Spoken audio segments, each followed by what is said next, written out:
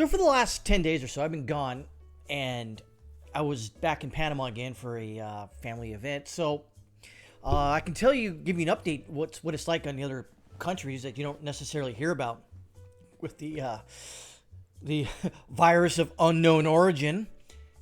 They still have mask mandates down there where it's required for you to wear it.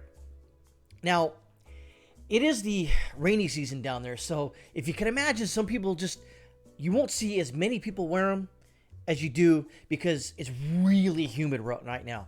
And I'm talking about, you might as well there's a bucket of water on your head getting dumped on you constantly. Now, even though it's the rainy season, it doesn't rain every day, but there's always a chance of something coming out from the sky, either a buzzard, its kill, or rain. So you do see a lot of weird stuff, like people driving by themselves with their damn mask on, or you see people walking down the street with a machete by themselves. You're like, well, why is this guy wearing a mask? Or you'll see someone out in the middle of the ocean, I've seen it, wearing a mask by themselves, fishing. But I don't know if it's a cultural thing. They're just like, well, I've got to do it because, the government says, or they haven't pushed back.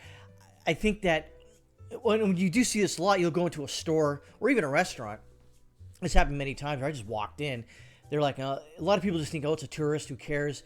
The only pushback we got was right before we left, right in the morning. We're at the hotel having breakfast, and my wife, she went to the breakfast bar and she didn't have her mask on. And the waitress goes, "Excuse me, ma'am, can you please put a mask on?" Obviously in Spanish, and she's like, "Oh, okay." That was like, it wasn't a big deal. It was just, hey, can you please do it? It was part of hotel policy. Fine, whatever. Even in the lobby, even though the waits, the mate, I guess the doorman and the cashiers and the agents behind the desk, they were wearing it. There was a lot of people that weren't, with my skin color possibly, but they didn't really. It wasn't like it wasn't like an overreaction you saw here in the United States where people just start screaming at each other. I never saw that down there. We had this big party there in out west in Panama, and there was 50 people there. Some wore them, some didn't, and no one mass shamed anybody. Which, by the way, I approve. If you do mass shame if they wear it, not if you don't wear it. Some people wore it, some people didn't. Everyone has a good time. To my knowledge, a couple days later, no one's sick, no one's dying, no one's on a ventilator, So, it's just one of those things to where that is what I see, going to different countries, and especially, Panama. And by the way, here's the funny, cool fact about that too, is that on the plane ride from where I flew from down to Panama, obviously no one wore a mask and no one wore it. I saw like one, maybe two stewardesses wear it. For the most part, they weren't wearing them. No one was wearing them on the plane. There was a few because people were, stupid, but they weren't, for the most part, wearing them. But they forgot to tell everybody on the plane that once you get into the airport in Panama, you have to wear the mask. And they were like, oh crap! Right before people started walking, they're, "Put your mask on. This is Panama. You gotta wear it." And coming back onto the plane, I don't like this about Panama, to where you go through. So anywhere in the world that I've been, I think Ecuador does this too. I don't know why, but you go through a first security checkpoint, right? And that's usually the end. And you go to your plane. Sometimes they might want to look at your check bags. Sometimes extra, but that's onesies and twosies. That's not a big thing really. Here in Panama and Ecuador, I think, you go through a secondary checkpoint where they check you again. You go through a metal detector, take your shoes off, all that BS. So you have to go through all that crap again to get to... So you're at the gate, right? And to get to this side of the gate, you got to go through a checkpoint, a second one. So that was... I don't like that. And people are like... There's this big black dude who's like, "This is some bullshit." I'm like, yeah, I agree, dude.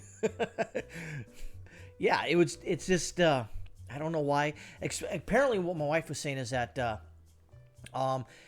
these countries that do that get extra dollars from the United States or USAID or whatever those places in security measures if they do a secondary checkpoint from from countries going to the United States, which is, you know, what a way to go. Hey, you want to play by our rules, eh? We'll give you some extra money. You do this extra thing, eh? It's kind of stupid, but whatever. But yeah, compared to where we are in the United States, they're still playing by, 2021 rules. Early. I would say they're more like California. They're still pumping up the mask mandates whenever you're inside somewhere, all the wait staff, all the workers have to wear them. Cops, you saw them and you didn't. For the most part, they didn't really. I didn't have any negative interactions with any cops, so that's a good thing. But no, they weren't. For the most part, they weren't wearing them. We did go through a couple checkpoints, but they weren't. They were looking for somebody. They were looking for me, so they were. They just waved me on by, showed them like the blue password, like, we ain't looking for you. So, but yeah, that was just a normal 10 days in Panama for a family event. But it was just it's a weird thing, and it was kind of good to get out of the BS that was going on, especially after the Supreme Court rulings, and especially after people with fiery boomsticks doing stupid crap in Chicago and Highland Park and other places. But yeah, like I said, it's just good to get out of the. I wouldn't even say I had came out of civilization, went into it was Panama. It's just like Panama. It's just like, the cities like Miami. You go out even west, there's strip malls, there's all sorts of stuff. So it's not, and there's internet everywhere. So it's not like I was out without internet or I didn't have get TV, but I just didn't really pay attention to it. And I did do like 2 videos, like a week and a half ago or something, but I just didn't. I was gonna do more, and I'm like, I don't really want to do this anymore. I'm on vacation. Then I got back and I kind of waited 2 more days. I'm like, I don't want to do crap. But anyways, I'm back for the most part. I don't know what I'm gonna do today. Probably nothing. Probably I won't do another video. Maybe I will.